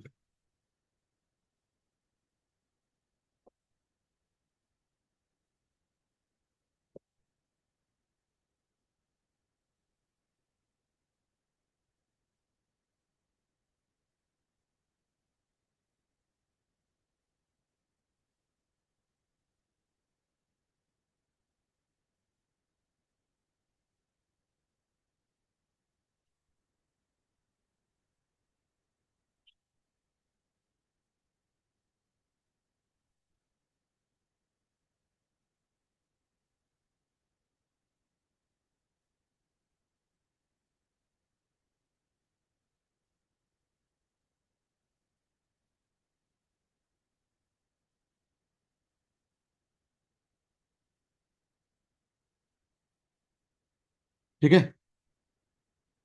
अब अपन लोग इसके कुछ क्वेश्चंस डिस्कस करते हैं।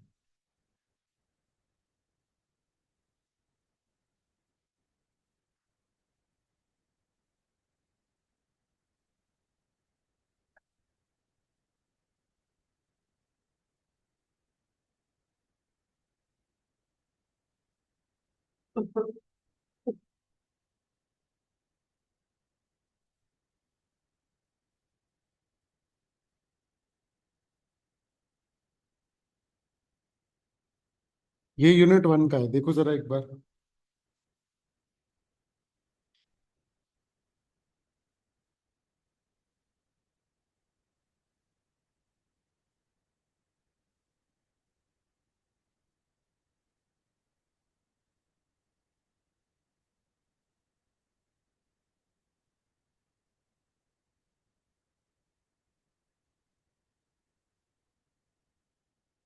ठीक है, an agreement the meaning of which is not certain is word. बहुत बेसिक सी बात है। मैं दुकान वाले के पास गया हूँ तो मैं बोल रहा हूँ 2 पेन दे दो तो वो वैलिड है, कुछ पेन दे दो तो वो वैलिड नहीं। क्यों? सर्टेन ही नहीं है कि क्या मांग रहे हो क्या नहीं मांग रहा। क्लियर है? ठीक है ना? तो इसमें वही एग्जांपल लिया हुआ है, 100 टन ऑफ ऑयल। अगर वो मल्टीपल टाइप के ऑयल में डील करता है तो वो इनवैलिड है, अगर वो एक ही टाइप के ऑयल में डील करता है तो वो वैलिड है। ठीक है, चलो फिर, दो a minor is not competent to contract, nothing in the contract prevents him from making the other party bound to the minor। ये क्लियर है?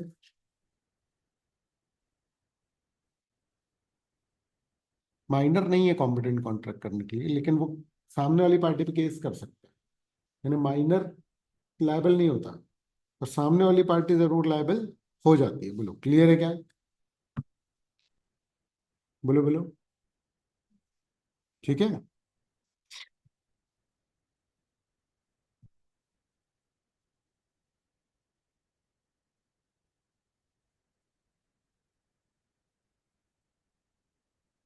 देखो ये फ्री कंसेंट का है, ये आगे पढ़ेंगे। मिसरिप्रेजेंटेशन का है। हाँ, ये वाला देखो, ये रीड करो बेटा एक बार।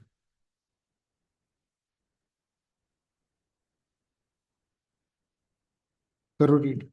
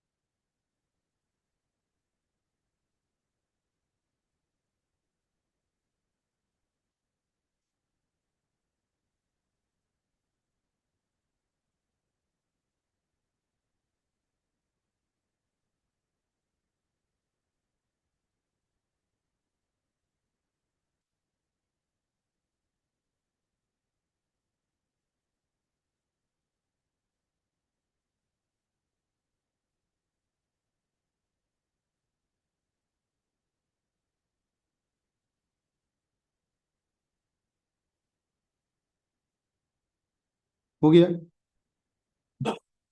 बताओ आंसर।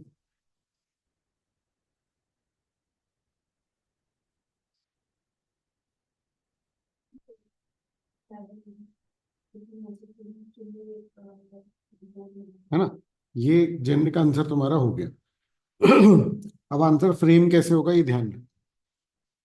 ठीक है, लीगल प्रोविजन देखो, सेक्शन 11 में ये बोला है, सेक्शन 68 में ये बोला है, ऐसे ही लिखता है। समझ में आ रही है बात? ठीक है, क्लियर है? फिर क्या है, फैक्ट्स फैक्ट्स थोड़े से लेंदी हो गए, पर तुम लीगल प्रोविजन में इंक्लूड कर देना। ठीक है, एनालिसिस देखो, चाहे तो फैक्ट्स छोड़ा देना, सीधे एनालिसिस में इंक्लूड कर सकते हो। ये क्लियर है ना? और फिर conclusion, Vishal would succeed, read कर लो एक बार, तुमको समझ में आएगा। फ्रेमिंग आंसर की ना बेहतर होगी तुम्हारी, जितना तुम प्रॉपर आंसर्स रीड करोगे। रिपीटिशन अलग कर देना, ये बहुत लेंदी है, ये 6 नंबर के हिसाब से बनाया है हम लोगों ने।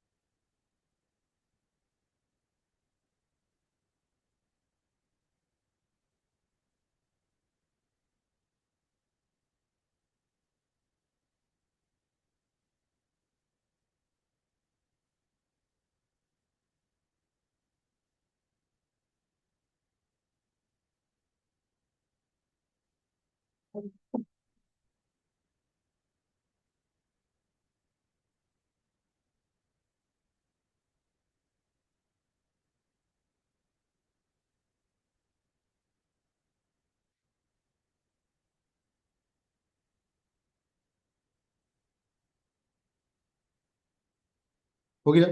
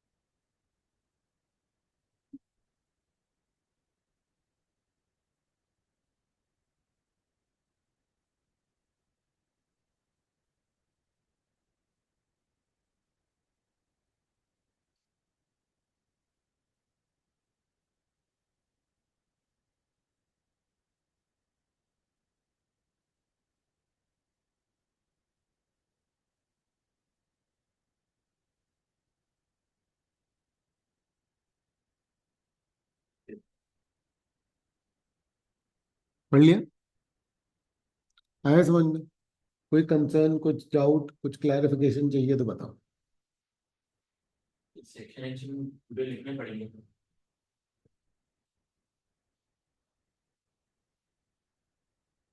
ठीक है, इसका कोई इलाज नहीं है, पढ़ते पढ़ते ही सेक्शन नंबर्स को बार बार बार बार बोलते जाना है। ठीक है, तो ऑटोमेटिकली आपको याद हो जाएगा।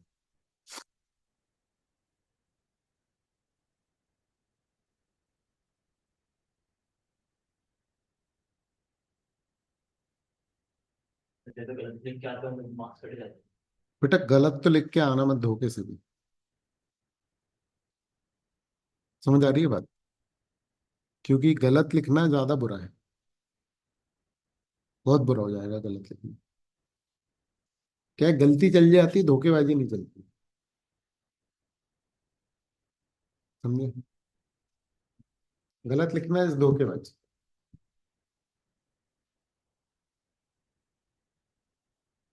चलो, a person who is usually of unsound mind cannot enter into a contract even when he is of sound mind. True or false?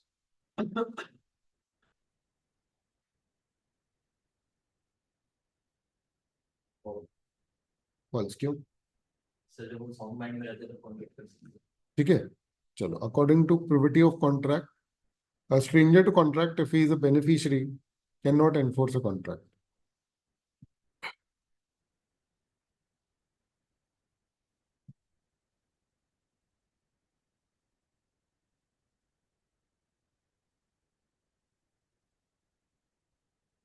Doctor no privity of conflict मतलब क्या है?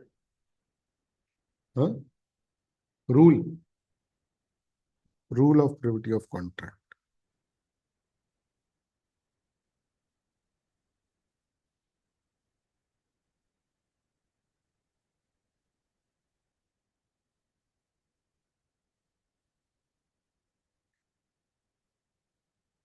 वेजरिंग तो अभी पढ़ा नहीं है अपन ने, है ना? हाँ, a contract to take loan by a boy of 16 years of age from a money lender of 50 years old is valid, is valid. False. ठीक है,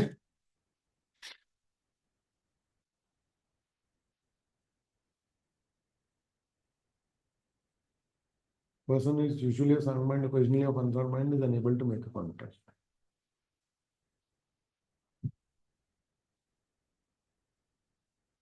False, he can make a contract. ठीक है,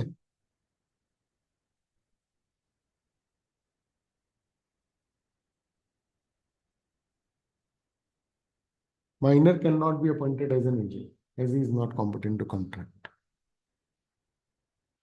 True, false? False, है ना? Agent तो बन ही सकता है।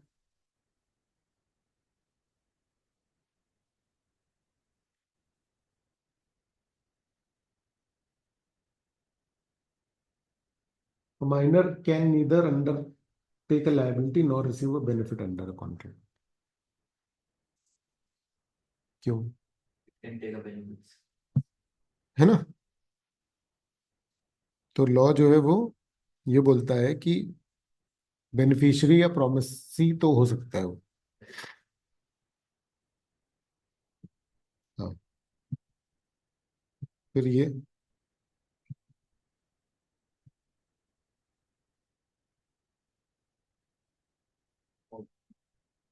फॉल्स।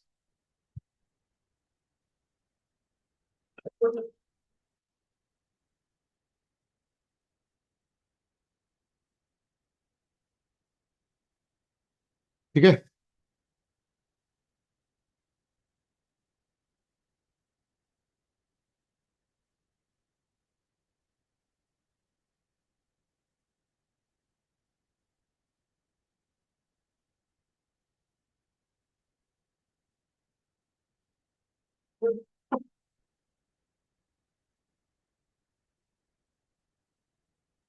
अब देखो, short notes, capacity of parties to contract, इस पे शॉर्ट नोट्स लिखने हैं,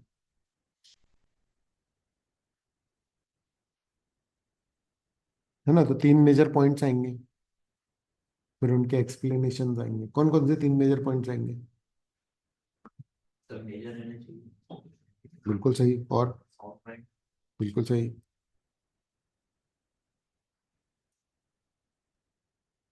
है ना? फिर माइनर को एक्सप्लेन कर दोगे और उन सब चीजों को।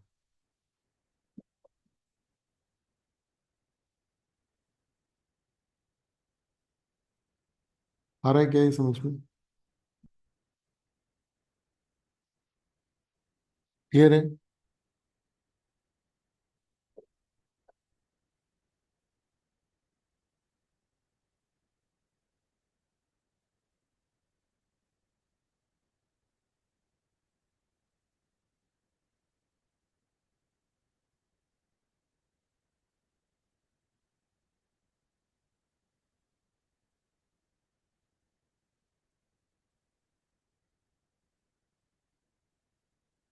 A minor is liable to pay for the necessaries of support of life supplied to him.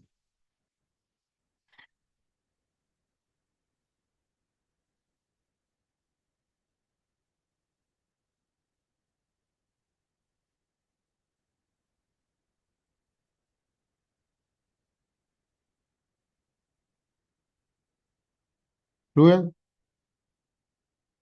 नहीं, लेकिन ये पूरा कमेंट करना है ना इस पे। देखो इसको रीड करो। आंसर कैसे लिखना है? कई बार क्या होता है ना कि अपने को एक्सप्लेनेशन पता है कि क्या होता है, नेसेसरीज के बारे में पूरा आइडिया है, लेकिन answer framing is a different story all together. समझ में आ रहा है? रीड करो इसको।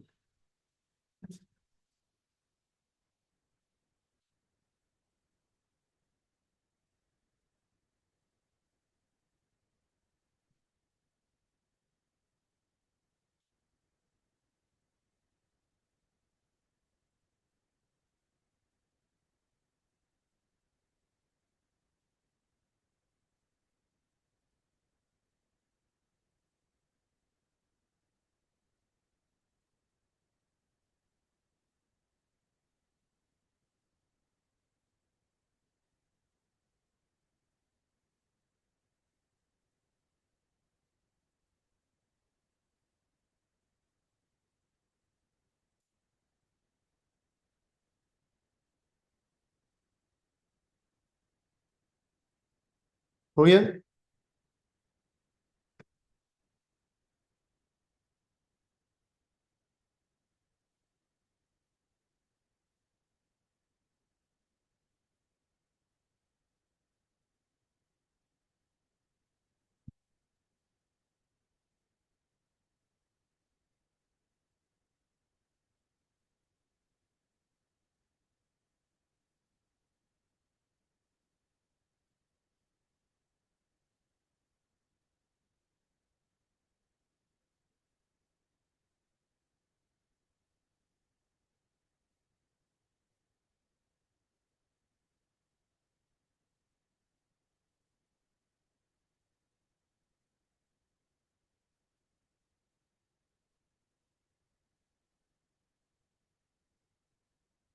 ठीक है।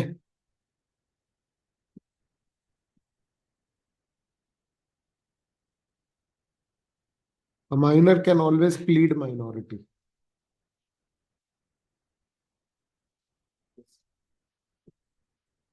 5 नंबर के लिए कैसे बताऊं? एग्जाम्पल यूज करना है, प्रोविजन यूज करना है कि माइनर के साथ क्या क्या एग्रीमेंट वॉइड है, कुछ बहुत सारी चीजें। फिर अगर माइनर ने झूठ बोल दिया और कॉन्ट्रैक्ट कर लिया, तो बाद में वो प्लीड करने लगे, तो माइनर पे एस्टॉपल नहीं लगता। इस तरीके से इसका आंसर जो है वो जाएगा। आ रहा है समझ में?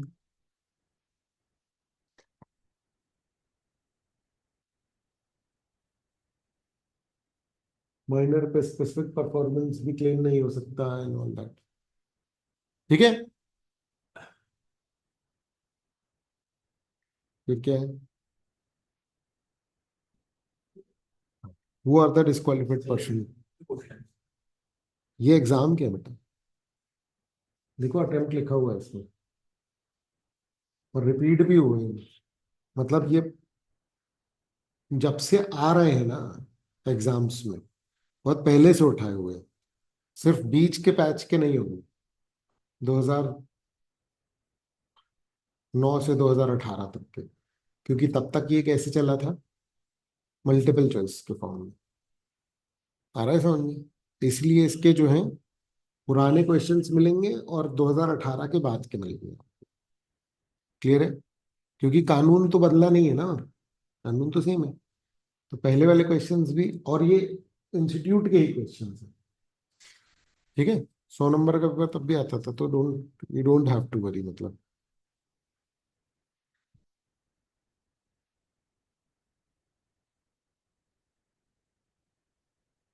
ठीक है।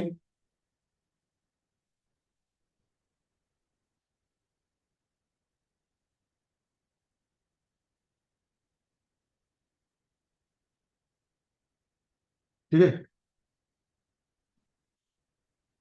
अच्छा। हाँ, ये है ना।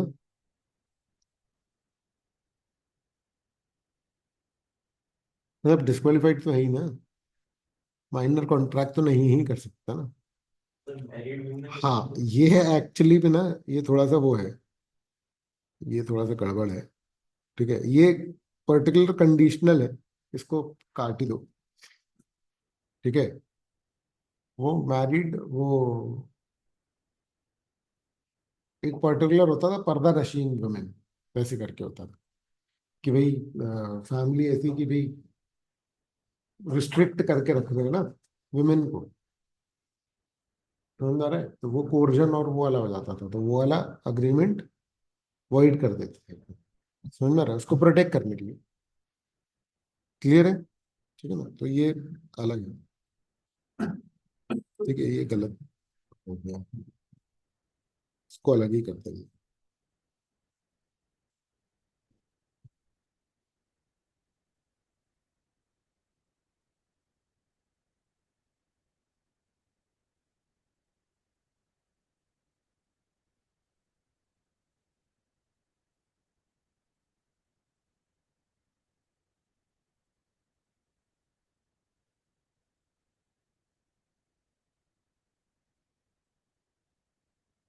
ठीक है,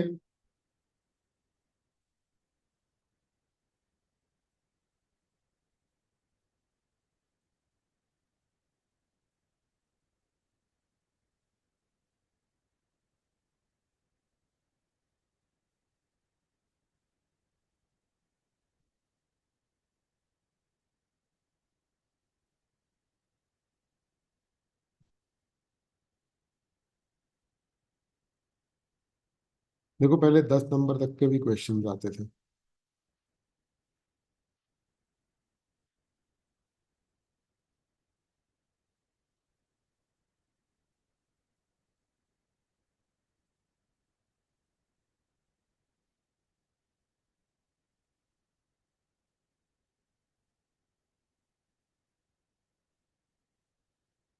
ठीक है, ये दोबारा आया, minor can always plead minority, देख रहे हो, मल्टीपल टाइम्स आए हुए क्वेश्चन से। कैपेसिटी टू कॉन्ट्रैक्ट पे कमेंट करना फिर आया हुआ है।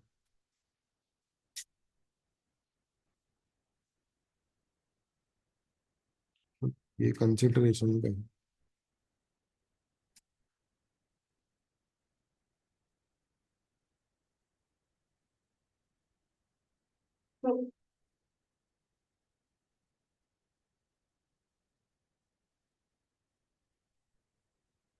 ठीक है, ये देखो,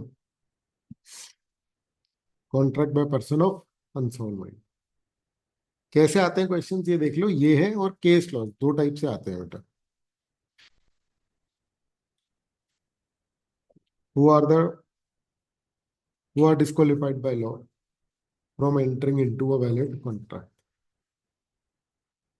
law relating to minors contract. Questions कैसे आ रहे हैं और उसके आंसर्स कैसे लिखना है। ठीक है बेटा, माइनर इज लायबल टू पे फॉर द नेसेसरी सप्लाई, जितने मार्क्स का उस हिसाब से करना पड़ता है।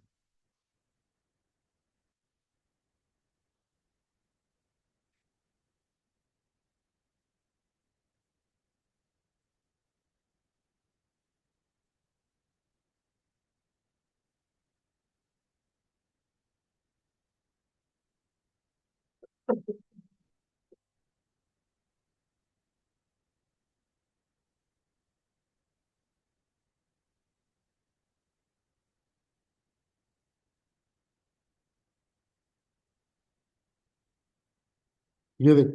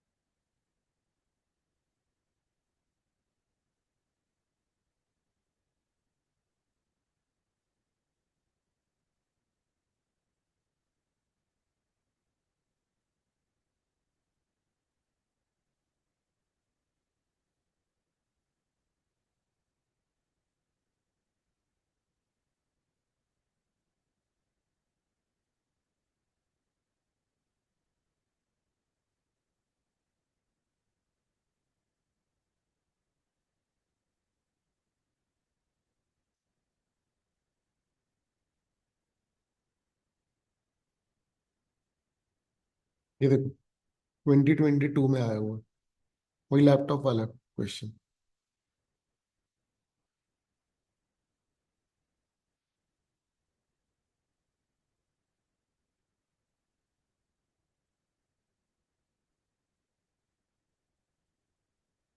क्वेश्चन देखो कितना बड़ा है,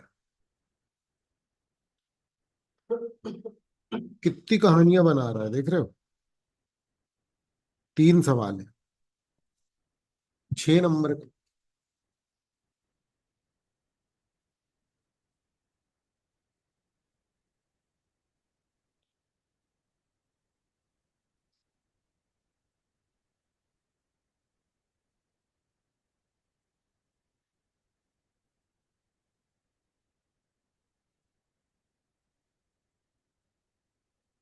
ठीक है,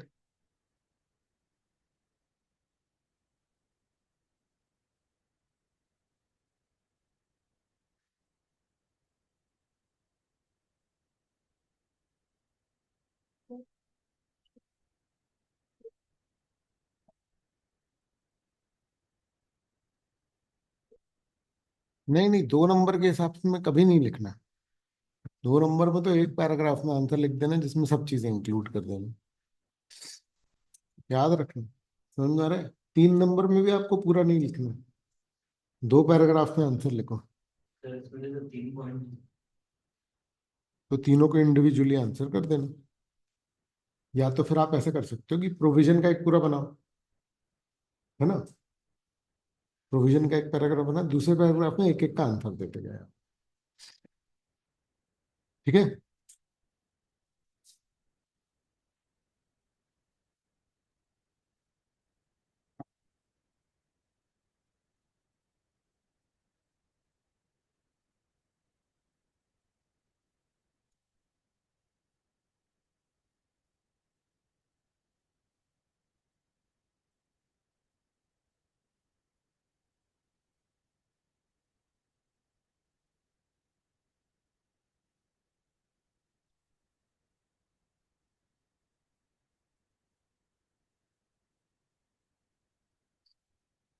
हो गया?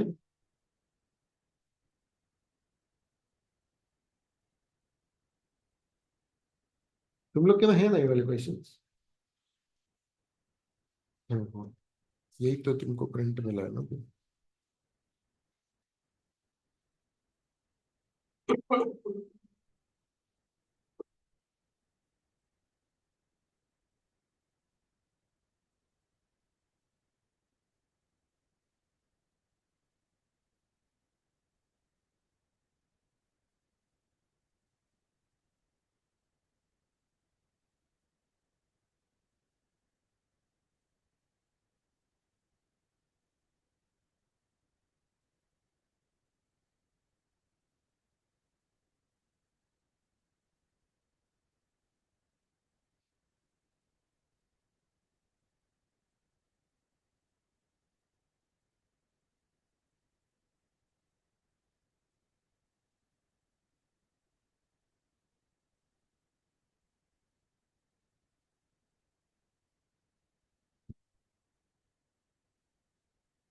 ठीक है, चलो ओवर करते हैं।